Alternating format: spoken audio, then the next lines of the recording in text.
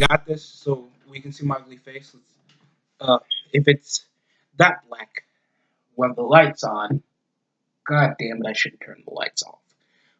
Welcome to the review. The other one I will re-review later in the week. Sorry if you missed the January the February 24th episode of Monday Night Raw review. Watched the episode, just overslept and I had a test, so pardon the excuses. Just know DST is busy. So let's go over what happened on the March 2nd, first March episode of Monday Night Raw. We are a week away.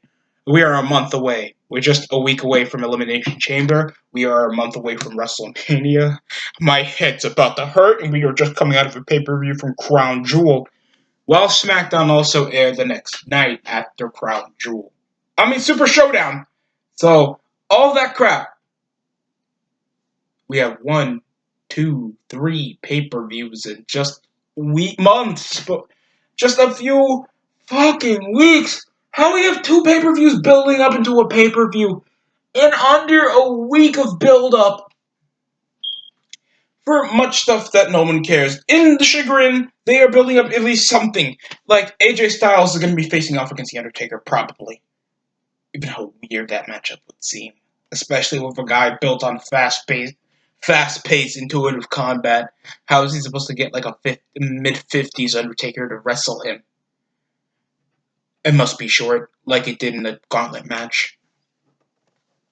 We came from fucking Ricochet, a guy that was built up to have such underground. If you saw his vignette before the Super Showdown match, before that ended in like under a fucking minute, and he didn't even get a round of offense in. I bet this is building up to something for a comeback for him after a loss like that. But he just got jobbed at the fucking Riddick Moss in an over 10-minute match.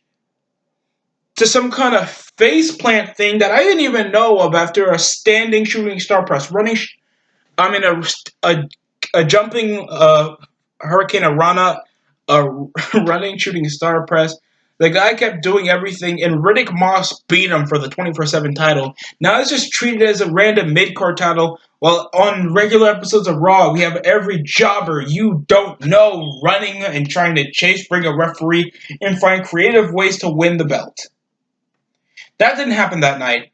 The belt didn't even change once or twice. It didn't change. Riddick Moss retained, and somehow Mojo Rawley didn't come out of nowhere to schoolboy Riddick Moss to return back as 24/7 champion. R-Truth didn't come back to become like a 30-something time champion.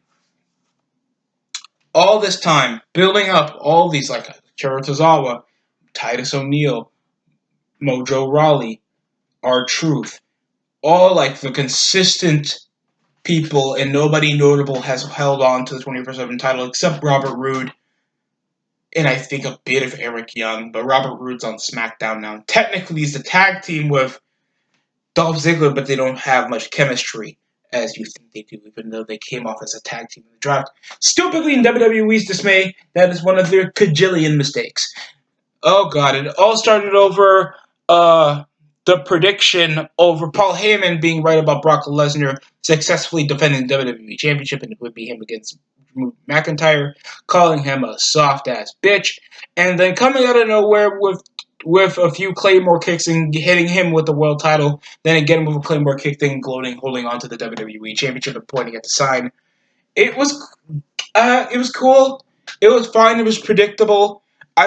This feels so very less organic because there's nobody else chasing the belt. We already know McIntyre will face off against Lesnar. Nobody ever gives up this kind of pop because there's no legitimate household names that Drew McIntyre could face. So I can understand why this feels so prepackaged. It doesn't feel that organic as when you see like The Rock and Steve Austin wrestle.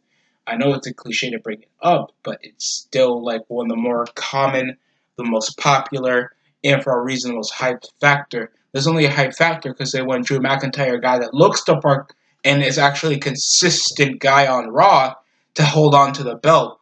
But this might be given the Seth Rollins treatment, and they might just turn him heel after the match. So I have low expectations, but I have high expectations that I hope that this match leads up to better than what happened at WrestleMania 35 from last year. In some dismay, it was a cool thing to see finally some guy actually tower and look like they have a winning chance. Then Seth Rollins having nearly his ribs broken and bleeding from the mouth, getting hit with a fucking stretcher, getting F5 onto a stretcher, and then he wins the next week at SummerSlam to beat Brock Lesnar somehow for the same. WWE's dumb. I looked at this other YouTuber. I wish I could bring up his name. I have terrible memory. But the guy had a good ass point how inconsistent and how it is for WWE to actually build up like their super max, crazy, no sell characters, and then you make them weaker in a certain storyline. Like The Fiend, that was in a Hell in a Cell match for his first Universal Championship match. Had Seth Rollins that was scared shitless, desperate to hit every curb stomp, pedigree, curb stomp, like 11 curb stomps, one pedigree, using a goddamn toolbox and a steel chair and a sledgehammer. Hitting with the sledgehammer somehow causes disqualification, but it shows that the Fiend is borderline indestructible. But Goldberg, a 50-something-year-old wreck that lost in a sluggish-ass chokeslam by The Undertaker the last year in a Saudi event, and most of the Saudi event are fucking terrible. Somehow, The Fiend loses to Goldberg in under 10 minutes. Just by a few spears, like 4 or 5 spears, a rushed-ass jackhammer because Bray Wyatt's fat, and that's it. Bray Wyatt had a bit of the bionic claw into his mouth for a bit. He didn't even use Sister Abigail, and none of the freaky shit while he'd been doing that all the time to intimidate people. And fucking Goldberg just undersold that and then just goes up to the next challenger.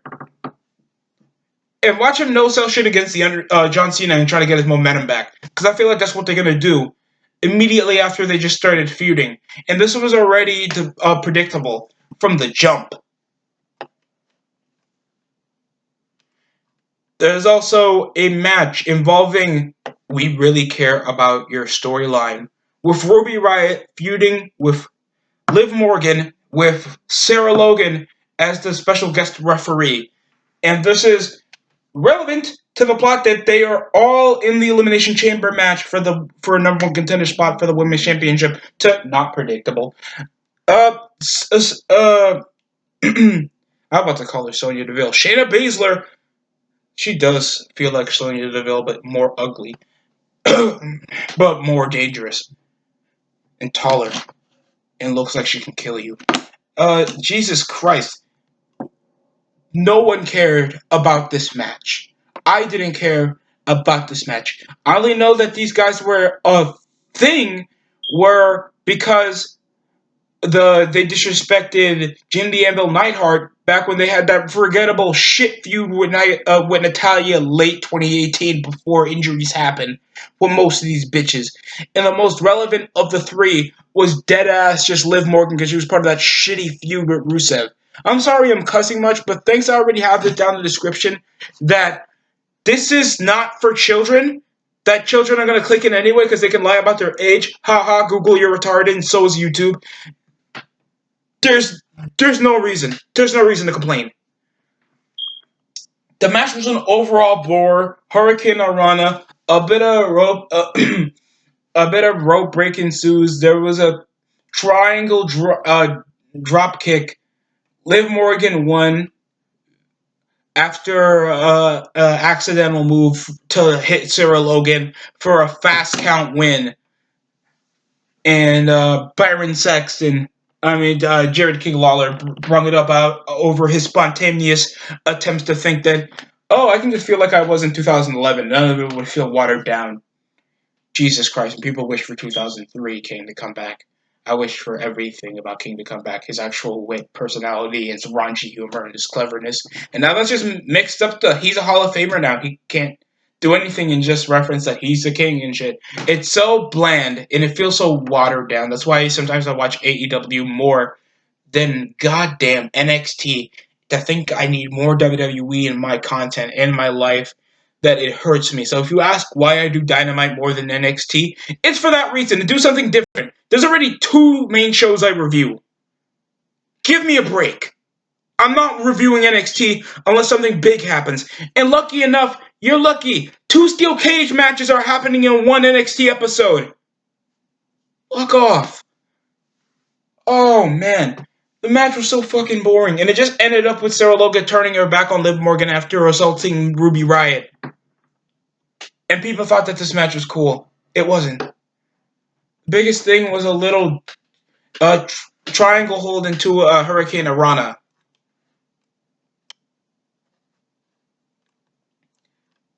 And then, we open off the show, last shot match for the tag team title. So it was obvious that the Street Profits were going to win. And Kevin Owens came with a surprise stunner. Top gun hello. Big belly to belly suplex after the stunner. Dawkins took out Buddy Murphy before the frog splash happened. From Montez Ford to Seth Rollins, the match was as basic as can get. It already started with them assaulting them before the tag team match, so we knew that they were just going to lose to begin with, so they might just have the Street Profits hold on to the titles after WrestleMania or something. The match was okay. It was just a predictable finish, especially when you announce that it's their last shot to become Raw Tag Team Champions. And of course, they would do something to rush up the card because you are literally a few nights for your pay-per-view after having won from another fucking country. TikTok, TikTok, TikTok. We need more build-up for Mania, TikTok. So that's literally our excuse. And after that, Seth Rollins had another raveling rant over to the interviewer screaming like a malicious bitch and having this religious gimmick that just further on just makes him feel like a god, even though he's not even growing followers. He just got a jobber out of Buddy Murphy that just became tag team champions, and somehow the not tag team champions are the authors of pain that are just muscle. God, everything hurts. Everything hurts. Woo, I feel great. Riddick Moss faced off against Ricochet, the former number 1 contender for the WWE Championship, that failed to defeat Brock Lesnar at Super Showdown. Well, how was the match? It was Ricochet lost. Huh? Same guy who beat Bobby Lashley weeks before the pay-per-view lose against Riddick fucking Moss clean. It wasn't even like an interruption from one of the jobbers chasing for the 24/7 title. It wasn't even an interruption of Bobby Lashley that he pinned in that triple threat match to gain an opportunity for the WWE Championship. It was a clean win! For what exactly? Is this supposed to build up momentum for the guy that was highly pushed for a majority of 2019 since coming into the main roster?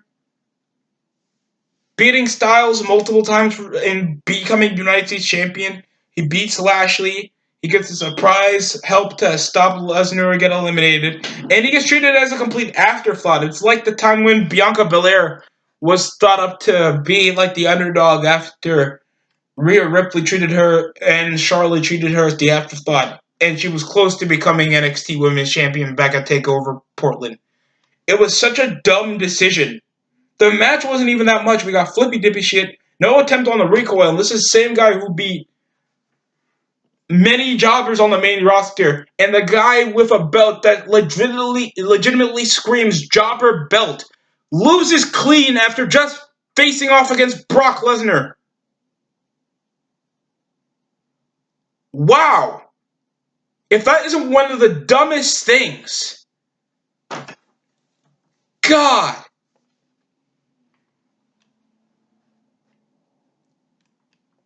Aleister Black had technically a gauntlet after what was highly promoted for most of the show. AJ Styles against Aleister Black for the first time because I know they were going to build this up for the pay-per-view because they have very little matches and they need some smart contest to do something to make we know that the stage is going to look the same, except we have the toy-ass elimination chamber that's easier to carry on than usual, than the legitimate thing that looks like it's a fucking prison. And now we have to have this pussy shit of a match just to know that they're building very little conflict for a pay-per-view that they could have just done in February. And then you could have booked Super Showdown for at least weeks after Mania to do something, because no one would give a shit, and they would at least lose a bit of gas from the post-Mania, just to do something. I'm just doing something so I can calm the fuck down, because this was dumb. Aleister Black won off a black mass over Carl Anderson, but won via DQ from Carl Anderson beating the shit out of him with the steel steps, and then continuously beating the shit out of him from the middle of the ring until both Carl Anderson and him uh, beat the shit out of Major Styles and came out with a phenomenal forearm after Anderson and Luke Gallows was done with him. And it just ended up like a pointless wreck. And then they just issued the match to be a no DQ. What build up for a pay-per-view week? And people think, oh, Mania's a losing build up. They're not doing shit for storylines. And it makes me angry. You can see why niggas get angry every time they review Raw. They're not like, oh, it's a small mistake, but this was entertaining. It wasn't entertaining. It was dumb. We forget that OC was a goddamn faction to begin with.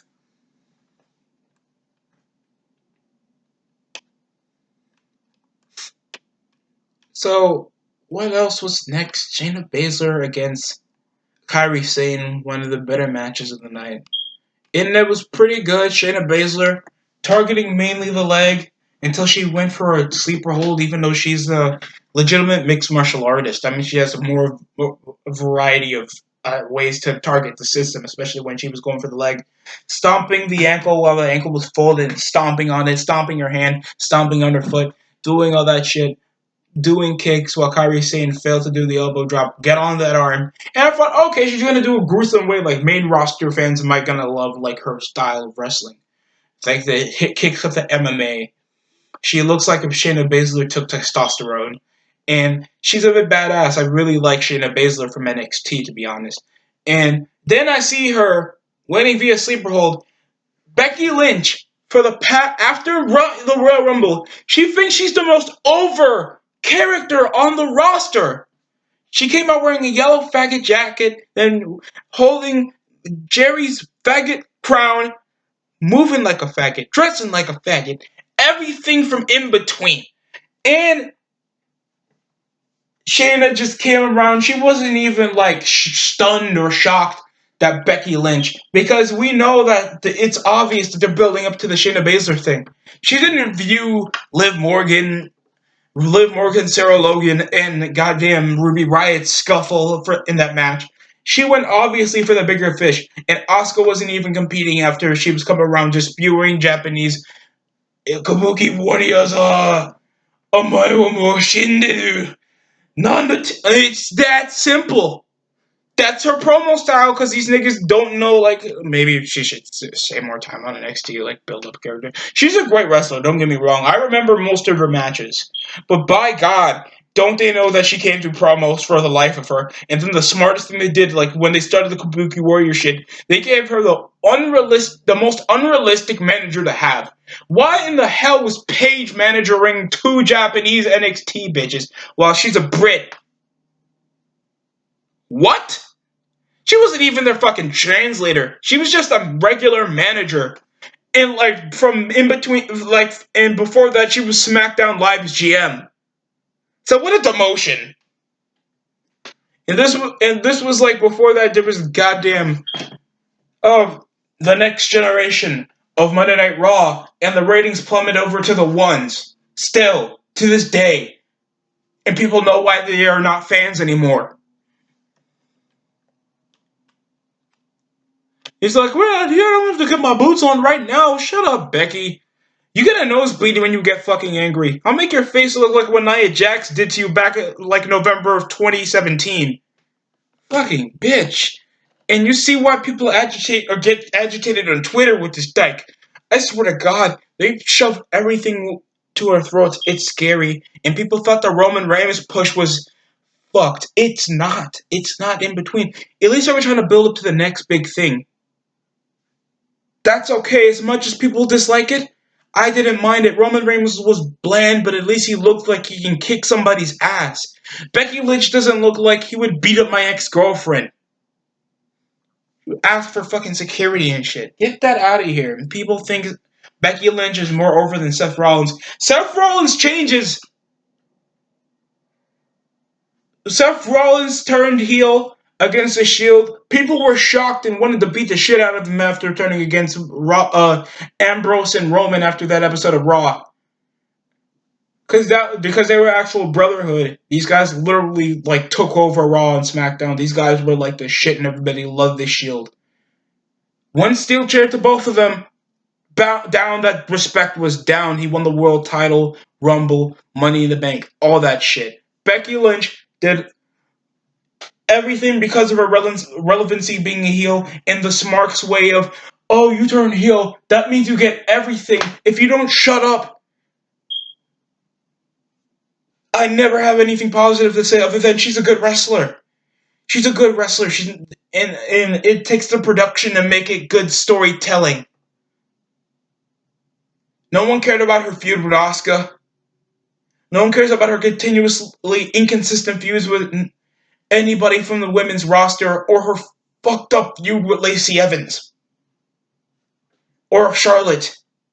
They were all rushed, bland, boring, forgettable. Some of the matches were good, but by God, they didn't tell a story. Other than from NXT. I'm sorry. I'm sorry if you wanted me to suck the dick of NXT. As nice as it is, it doesn't impress. It doesn't even produce guys that you will remember. Most of the guys they were, Moxley, he's world champion. He doesn't give a fuck about WWE at this point. He's holding up a big ass gold cool belt, traveling around the world now, doing other shit some guys would wish to be in his position by now, and he beat Chris Jericho. Bray Wyatt, the biggest over gimmick in your company, losing under 5 minutes. I mean, under 10 minutes to a man out of his prime that can be my grandfather. And Brock Lesnar, that doesn't give a shit about doing this consistently, is still WWE champion after only having two or three title defenses since holding it of last October. He didn't defend it TLC. He didn't defend it Royal Rumble. He's not going to defend it at Elimination Chamber. So, yikes. Whoop-de-fucking-do.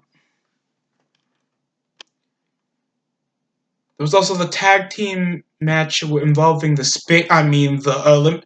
Mysterio, Humberto Carrillo, facing off against Andrade, and the returning Andrade after his suspension over a substance, and Angel Garza was Lita Vega in their corner. This match was fine. Cool as a double tope off both of them. I think Angel Garza went. Humberto went a bit too much. A really fake looking standing moonsault. He tries to feel like he's so angelic into the ring. It's so gay. That violent little fake kick into an back elbow was good. Off Andrade like it always is. The super amazing selling. The cockiness of both of these guys works so well as a tag team. It's impressive. This match was good. They might be selling off to Humberto having another title shot or having everybody in a fatal four-way, but thanks, we are a week away from the Chamber pay-per-view. They might just tell us on Twitter or something because WWE doesn't know how to build up anymore. So I'm just expecting for the worst. No Bobby Lashley on the episode. I mean, I wouldn't too after knowing that you have to get pinned by R-Truth in a gauntlet match for a trophy that means nothing. The Undertaker wasn't even on Raw after making a shocking appearance on Super Showdown that obviously everybody was not expecting. And then, of course, Randy Orton he RKO'd another woman. I think he got to stop. He RKO'd Nia Jax. Mae Young, I think it was Mae Young, Fabulous Moolah, and he RKO'd his fake girlfriend and Stacy Keibler. And then here he is. We don't count Nia Jax because we know she's like Nyla Rose. And no, not because of the ethnicity, because they're both dudes and fat. And of course, now Beth Phoenix is on that list, but Beth Phoenix got attacked by the Great Khali, so sexually assaulted by the Great Khali. But we don't count those. Those are for the Johnny Love. I'm gonna stop before I think that Great Khali was over. Nobody wants this this rapist that has suffered from gigantism to think that he was over in the 2010s. Vladimir Kozlov, people think was over, and now he's buff. Now looks like he can rip me in fucking half, and he can play the X-Men's Juggernaut and say bitch in Russian. So I would love that. Next, we had maybe one of the greatest promos of this year. Randy Orton went over literally his past over the beginning of coming to the business, his big humble beginnings, how he started in the business, how he got to meet Edge, going over all this crap and saying that he did this to help Edge while he did a move that involved his neck, suffering from triple infusion surgery. And that sounded super gay when he said that I love Edge more than you, you fucking Amazon ass bitch. Beth Phoenix was so distraught. Of course, she would attempt to beat the shit out of Randy over saying all that crap and mentioning her daughter, so many times. It felt like such a heartfelt promo, and it felt like such a nice, psychotic part of Orton that it's sadistic, but you get that he has at least a kinder intention because he cares about Edge, and obviously they have a long-standing history. Thanks, he was like this was like 99, so Orton was at least in his teens, and Edge was like, ooh, I think he was still part of the Brute. I forgot what he was with.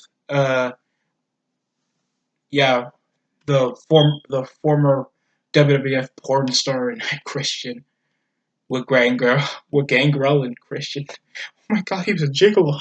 Give me a second. Oh god. It was so shocking. It felt so emotionally twisted. In my personal opinion, I liked the promo. It was so impressive, and it made you actually feel like Randy Orton. You don't know if he's doing such a good or a bad thing, helping Edge like that. And I liked it, to be honest. It was a great promo, in my opinion. It actually felt like Randy actually meant everything about it. While Beth Phoenix was just distraught knowing how this involves Randy and why he would do something like that. And it would have been like icing on the cake if Edge actually came to defend his wife. But Beth Phoenix just ate an RKO, and Byron Saxton actually had a shred of emotion instead of all the exciting matches that he should have showed some shred of emotion. He just needs a bit of a voice box from Mauro Ranallo, and he'll know how it feels to actually show emotion to something other than, oh my god, she's right. Randy Orton is a son of a bitch. Stop. Take your fucking Tylenol, Byron. And Corey Graves just shouts there, nigger. So, I'm not saying that Corey Graves is racist. There's just a lot of allegations of him being racist. I'm gonna say that they're true. Oh my god, this was such an on and off show. Like there were times where they kept my attention, but by God, that I don't care because I felt like it was such a rushed build up. 10 out of 10 performance off Beth Phoenix and Randy Orton from the end of the show in such a pause moment that I think every Raw, a pause or a shocking moment or an exciting moment should always be part of a Raw ending. It should be. It should always be. To make sure there's a reason for fans to come out the next week. It can be a good match, but it can also be a shocking or exciting moment to get your adrenaline running and make sure you watch the next episode of Raw. But thanks, we're going to the next pay-per-view just this week. We are just waiting till Mania at this point. So I'll still review Elimination Chamber. Just understand my expectations will be really low for quality of matches to this very little build up for a pay-per-view that we just had nights ago. So just take it with a grain of I don't give a fuck salt. Mysterio and Garza match was fine. The Tarantula segment involving Eric Rowan. Sorry if I didn't bring this up if it was late, if you cut off the video and you think I forgot this. That was so dumb. They had a fucking Muppet become a giant ass tarantula. You could have got a real tarantula. TNA had a real tarantula play as a heel's pet. And that worked better. Because you can literally train the tarantula to chill out. Shayna Baszler debut match was good. Asuka just shouting up in the background. Kairi Sane just getting physically abused, and she looks like a high school girl getting stomped out by some transgendered bitch, in a triathlon. While goddamn Becky Lynch is just looking in the background, just being like, "I'll beat her. I'll beat transgender people." The Ruby Riott and Liv Morgan feud can stop, and thinks this is technically just a triangle of like all these guys are neutral. It trying to think that Sarah Logan's actually important. It's pretty dumb. We all know Shayna Baszler is going to win. It's incredibly one-sided. The Aleister Black and AJ Styles feud was rushed at this point just to make sure that we got to make a 5-star match no matter what. We need something to make sure people know that Elimination Chamber exists. But it's just a week away from Super Showdown. Ricochet got overly buried after just jobbing out to Lesnar. Then just gets shoved up the ass of everybody after being like a borderline favorite for a while.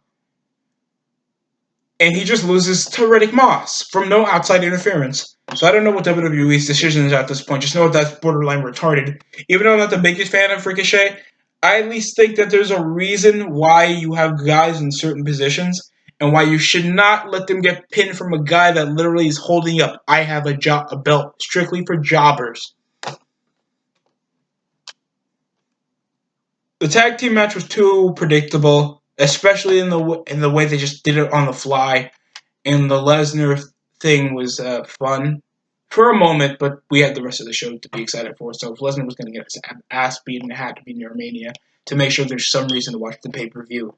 So I guess WWE did their thing. They at least try to build up to something. I don't care about the Elimination Chamber match. I really don't. There are 2 Elimination Chamber matches, and only one of them catches my attention. It's the tag team title match from SmackDown. It's not the number 1 contenders match because we know who's going to win. So that's practically it. That's practically my review. I'll give Raw a 4 out of 10.